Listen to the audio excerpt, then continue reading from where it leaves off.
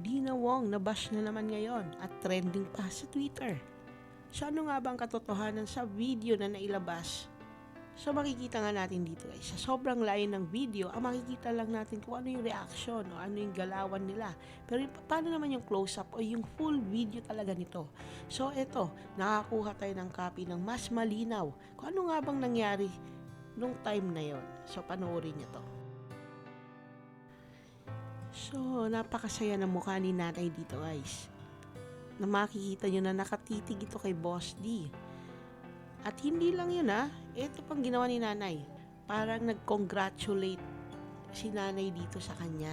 Kaya nga ang sagot ni Boss D thank you po. So ayun. So mukhang masaya naman talaga si nanay na batiin si Boss D.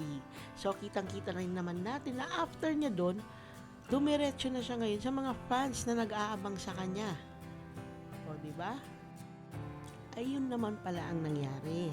So sana naman yung mga mahilig mag-bash kay Dina Wong, antayin po natin yung full video. Huwag tayo basta-basta nagbabash ng tao, lalo na hindi naman natin nakita o hindi naman tayo nandun mismo sa pangyayari. So ayun, kitang-kita naman natin na pinahahalaga ni Boss D pa rin ang kanyang mga fans.